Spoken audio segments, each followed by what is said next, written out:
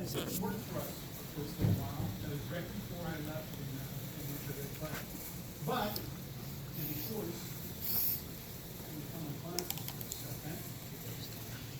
So then I'm picking up my son at Cedar Rogers cross practice. And he's walking across the parking lot and he stops and cocks his head and says, "Dr. G." I said, "Hey, it's Carrie Corona." We was branding each other. He was picking his daughter up. And we got to talking, and I said, "You know what? You need to share it. You need to share this." So not only is Mr. Gary Carmona a business owner, he's a husband, a father, and a proud family. He's also an ex-offender who made the most of his time. And I was going to go through the list of things, but I'm pretty sure he's going to cover that with you. And after all that, a pretty swell teacher supervisor asked him if he wanted to be an instructional aide, of course, after That's true, didn't you? work in the education firm at Kingston. So, without further ado, and we're very glad to have Carrie's family with us back there. So, without further ado, Mr. Gary Carmona.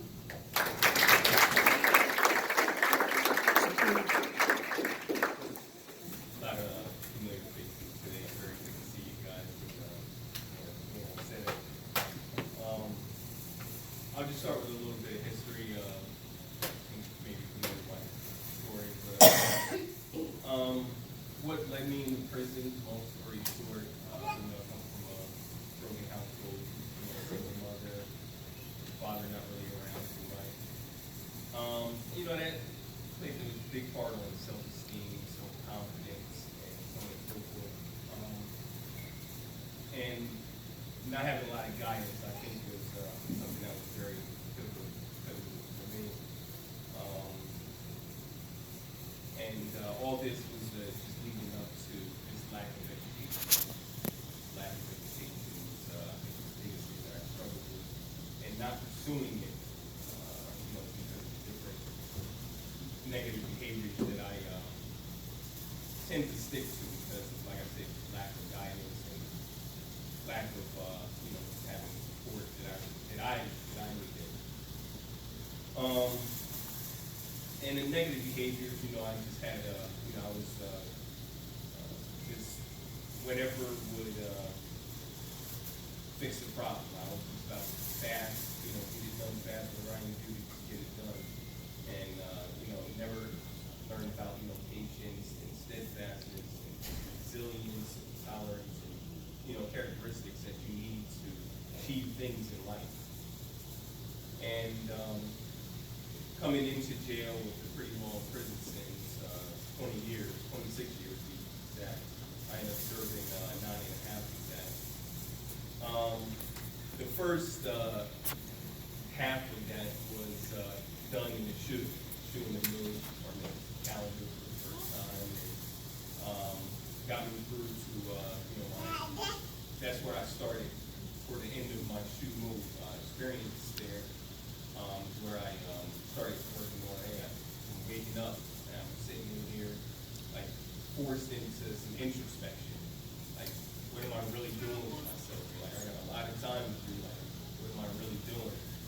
And so I started venturing out and working on a bad relationship I felt that I had with myself and trying to, do something to get that figured out. So I started, like I said, with the PC calendar, GED, and that I really felt like gave me the motivation that I needed to further my education and to help me realize that I can have an actual future in education. It's not like just a thought in my head or somebody saying it to me. Actually achieving that and accomplishing that really made me realize, wow, I can actually, have a future here. But I don't really think that really is putting me where I am today. Furthering it with the high school, I really think gave me like the confidence that I needed also. I point, I don't think I really got that.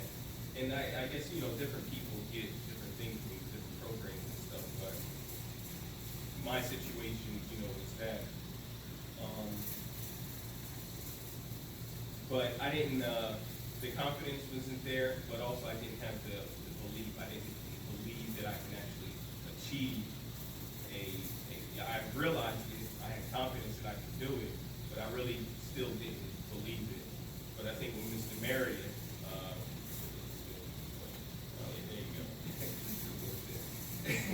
there you go.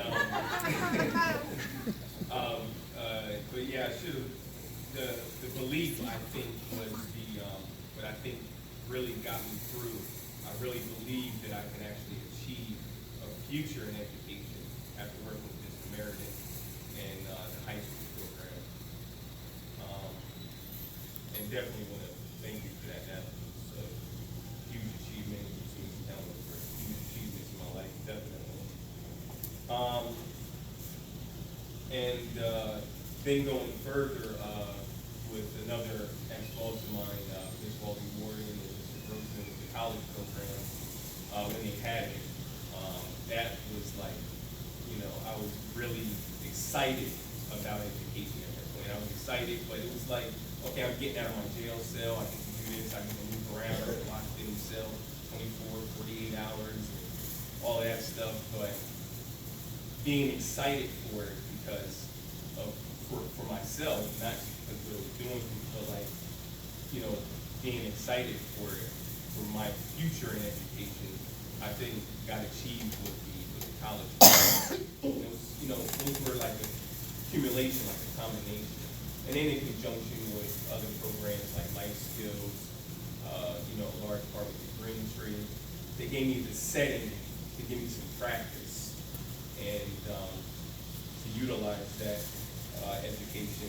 And along with working under Dr. Grossman and Ms. Walton Morgan, that in that professional setting, it was a very enlightening experience, and it really brought everything to home. I got to use my education for plumbing class also. I got to use my education in realistic situations and real life scenarios, and I really felt confident in myself leaving the gym, and that now really wanted to leave. A lot of people, they'll get to that point, and I feel like they're just kind of going through the motions. But the more stuff that I was into and getting myself into, I was utilizing those experiences.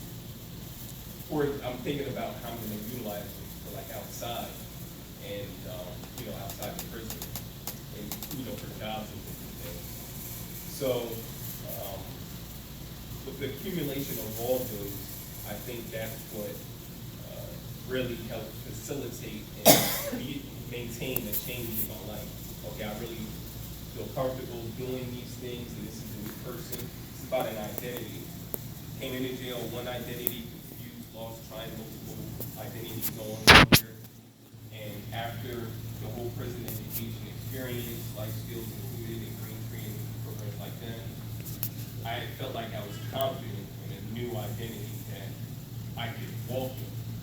And I had experience walking in there, like I said, with different professional settings and different real life job experiences, like the plumbing program and different programs that are offered there too.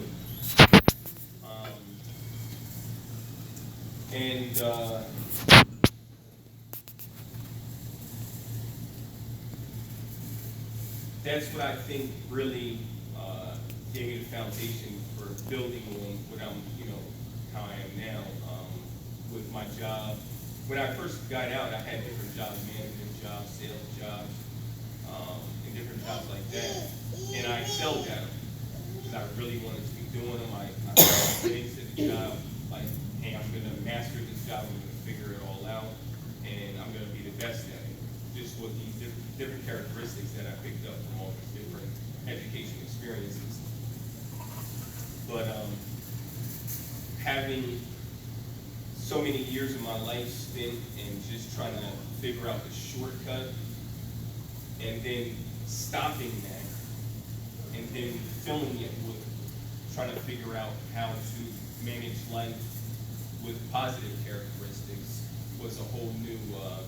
thing for me, and I think that's what a lot of guys aren't really getting out of prison education. It's kind of going through the motions, but they're not really utilizing it like for themselves. They're not really adding it to their identity or making their identity, better.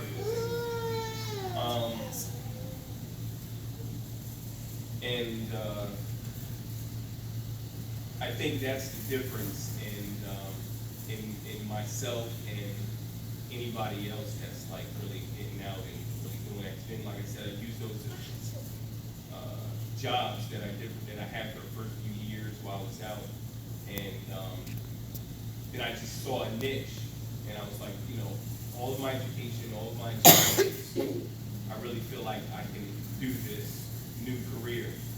Because I was going actually to school for computer information management, and then now I'm in telecommunications. So it's like, I never saw myself, but I saw that the skills that I had, I knew I would excel at that. And I just jumped into it, and I think that's something else that isn't taught, resilience. I don't think that, it's very hard. A person has to want to learn it. You can't pick up a book and be like, yeah, that's the definition, but everybody has to apply that to themselves. And that's, something that's, extremely hard to do without different education programs and behavioral programs and the right people in place to, cultivate that situation. Because everybody is different, and everybody wants different things to be done in their life. But for me, like I said, I just saw that this program would help, this program would help me with this program would help me with this. That's why I chose it. There's many different programs that were offered, but I chose these things because I knew that's what I was deficient at. And that's what I utilized my time there to do. And thankfully I was, released a tad early, 15 years. So that, gave me the opportunity to, utilize everything that I wanted to, that I've learned and achieved while, in prison for the 9.5 years. So I'll kind of leave it at that. That's kind of, a little brief synopsis of my 10 years and 15 years of my life here. Yeah, that's pretty much it. I'll take some questions. I don't know. I did talk to Gary before. First of all, thank you. Yeah.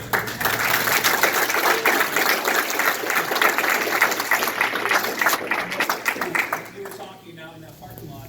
What I was capturing from Gary was not just all the things that he accomplished inside, but things he accomplished from the minute he hit the door. His mindset, his thinking, and how that was different than so many other students that we have. You say the right thing sometimes, but then that connection is lost. So I asked him, I'm being like Sean Spicer at the prison interview. Does anyone ever? I asked him if he could take questions, and he said yes, and we're glad to do that. So Yeah, let him I have like it. that. Yeah, you can. Oh, sorry. What were some of the support that you had access to? Yeah, What was your next step after this? and that was, she asked, who was your name? Oh, this week, Rosie Reed. She asked, what was the support that I had upon leaving the prison? Or how you find that? Well, that was done before I left, actually, and that's something that I think a lot of guys get frustrated with because, coming to jail, you probably burnt a lot of bridges, or you haven't had enough time to heal those bridges. So it's like too much time and too little time, and really but for me specifically, I also utilize my time to mend those bridges and mend those situations, so I can have some support. So I had my brother, I had my mom, both my brothers actually, provide me a place to stay. That's like, can't do anything without that.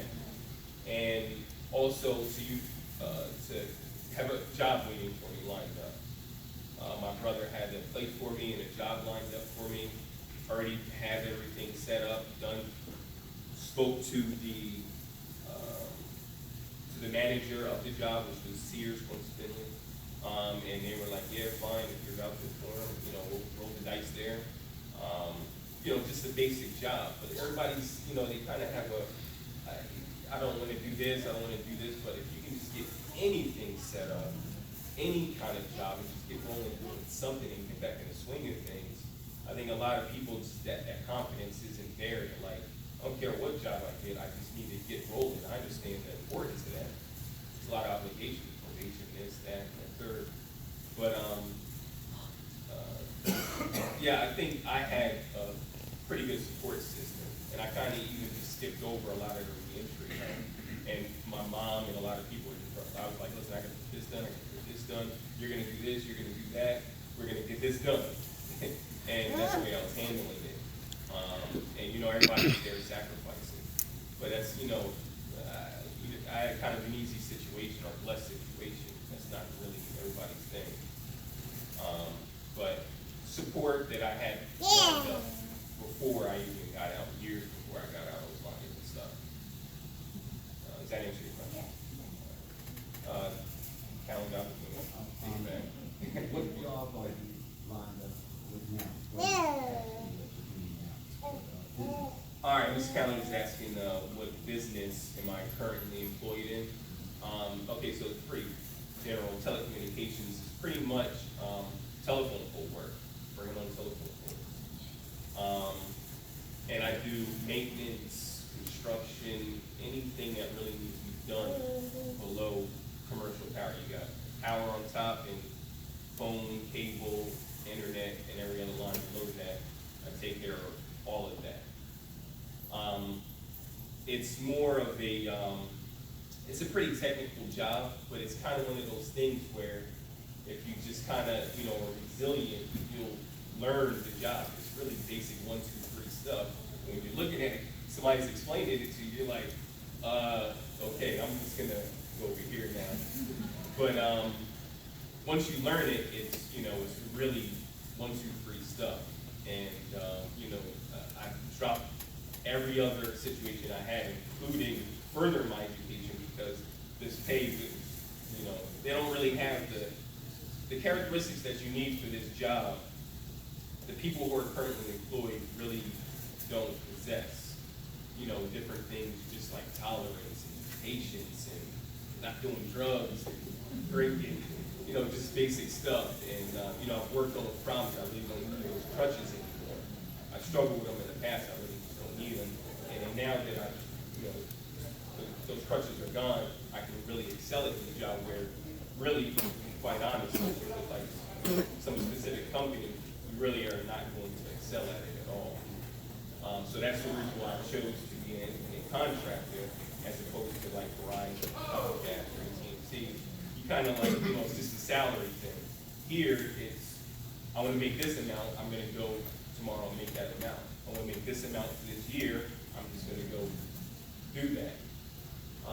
And that's why I love it, and it gives me plenty of time to be here, my family, and, just do what I want to do and how I want to do it. But not like before, but like now in a positive way.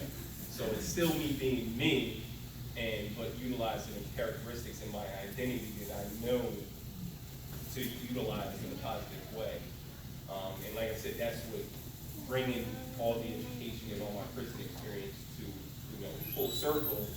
I really feel like this is a job, telecommunications, and that's why I'm hiring. So anybody thinks that, it's a guy.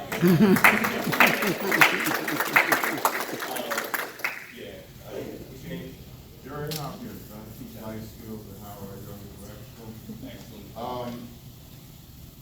I appreciate you sharing your success and everything, but you started somewhere, and a lot of individuals that you served time with also were at a place. Obviously, many of the individuals did not get to where you are, and certainly a lot of them may not even have gotten off the square one. Is there as you're interacting with other individuals while you're incarcerated, is there a place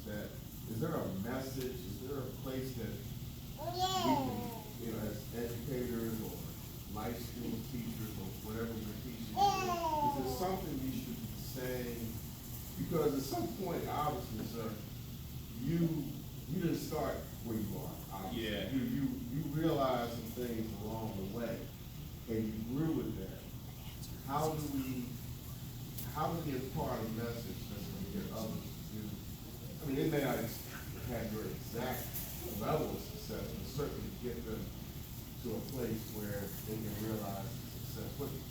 What do you say to individuals who are sitting there and they're not trying to hear what anybody's saying to them, or they have a negative attitude? What do we do to get them off the?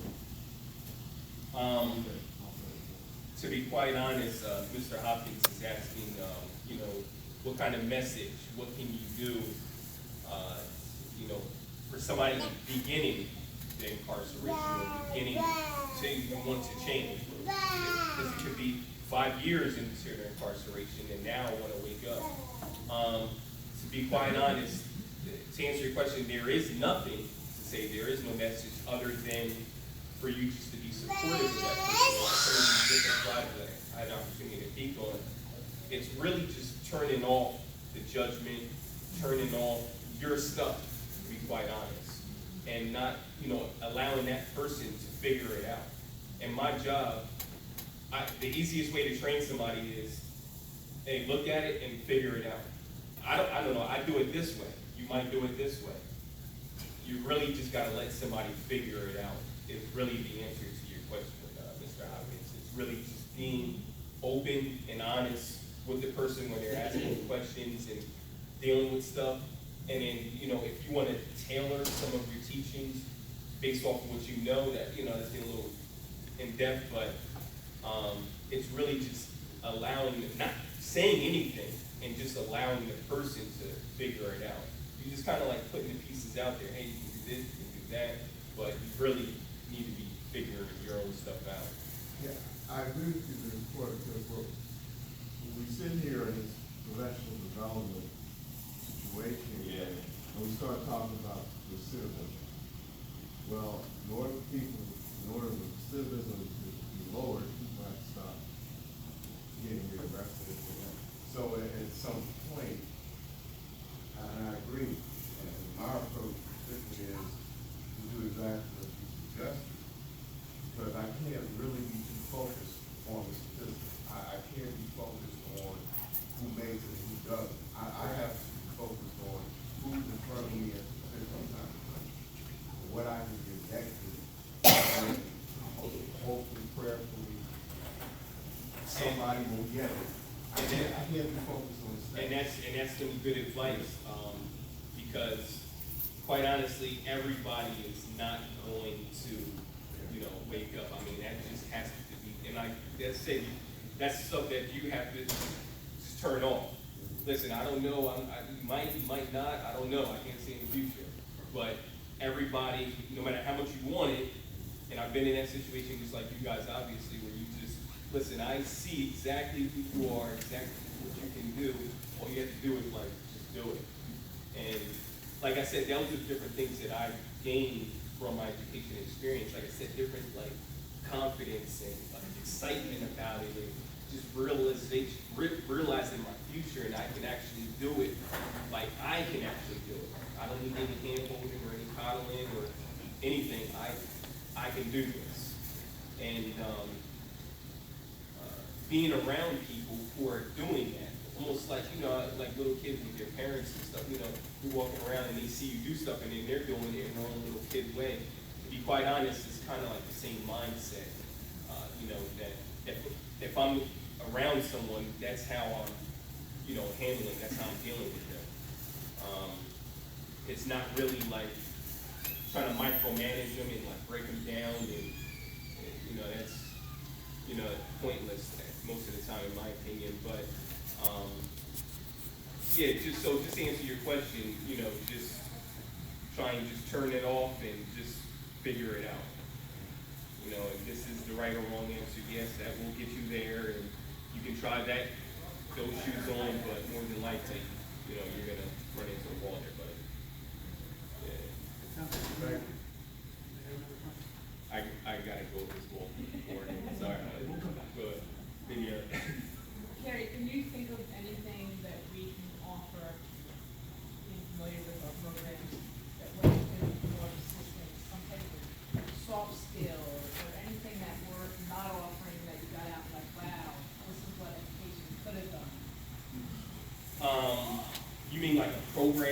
missing? Yeah, something that you think would help offenders Well, I'm gonna be from quite an honest. education standpoint. Yeah, from an education standpoint, Ms. Walding is asking what program is missing, I think.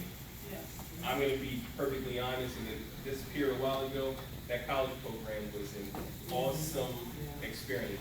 And I understand the politics behind that, and, you know, the media, I understand all that. But I'm telling you, in the few classes that I took, I'm telling you, that literally, like, changed my life. Somebody, for me, and on top of me, my family, going to college, whatever college that is to say I'm in college, that's, you know, that's out of this world. That's like an experience that someone coming from where I come from, that's not normal at all. Nowhere near normal. That's literally the only program that I would think is like out of this world. Because offenders get to a certain point, and we've seen them, you know, yeah, and they get to a certain point, and it's just like their confidence and excitement and their you know, that person that they're trying to become, they don't really want to get the running with it yet. And that program right there personally took me to another level, and it's like, okay, I just get out of my way, I'm just gonna run. And like I said, I understand the politics behind that, finances and all the stuff, and it's only a certain select few because, you know, going through that selection process is like brutal, trying to make those list stuff and all of that, and, but that was, you know, but like you said, not everybody is gonna be, you know, was considered to be successful, you know. What a lot of people, when I came into the prison, what I thought was successful, you know, was, you know, robbing and stealing. I just wanted to do it on a better level. But when I left, I wanted to educate and achieve more positive things in my life and see where I can go with that education and those skills that I utilized. And I didn't hold myself back, hence why I'm standing here now with the current job that I have. So that's to answer your question. That program really meant a lot to me. Yeah. Okay. Yeah, one more. Bart, yep. Okay. My name's Bart, I teach computers at SCI. One of the things that, I see in the, I'm new to prison education, completely new, okay? And one of the things that is a consistency across all my classes is greater than 50% of my students are into entrepreneurship, creating your own business. So, Yeah. looking at you, aside from your family support, what kind of networks did you tap into, or what did you do specifically that led you to be able to have your own independent business? Besides research and, because that does help with confidence and realizing your future, but research on the job is to answer your question. So like me, I wanted to pursue my education in computer information management. And I would do different, okay, so if I had a degree, I want to just work backwards and figure out everything that I need to have done in that period, in that time. You know what I'm saying, all the requirements and everything. What position do I need to be in now, or where I'm at now, and where I need to be at to achieve that degree or whatever, you know, job that I'm going for. And I just need to understand everything that's in between there, and I just would do as much research. You know, you kind of limited, you know, what you can actually do because you're not actually doing it. But just research. I think just having a lot of information available to whatever, you know, somebody wants to be an entrepreneur on, having that information readily available and as much information as possible really makes the person feel productive with their time and really like they're achieving something. But other than just basic information about whatever, you know, profession, and even, oh, that was the other thing too, having guest speakers come in about, you know, in different jobs too. That was the other thing to build on that too. Guest speakers can be, you know, very influential on someone trying to, you know, build a future and put on this new identity and wear these new shoes. Seeing somebody and getting to talk to somebody as opposed on top of the literature, I think is pretty influential. I've seen that, and that had a big influence on me too, different speakers and different things while I was incarcerated. That gave me some more focus and some more understanding on what I wanted to do. So just pretty much answer your question, literature, and maybe some guest speakers. Is that kind of answer? I think it was the umbrella. I'm looking for the STEM. What was step one? What did you do to contact first to start your own business? Oh, well, me starting my own business actually happened years later after I was out. That was nowhere near the plan while I was incarcerated. But it was a happenstance situation, to be quite honest. But my family, but outside of that, I just had different information. I didn't really have anybody to answer that question, other than, like I said, doing my own personal research. Yeah, I don't know. Carrie, thank you for sharing.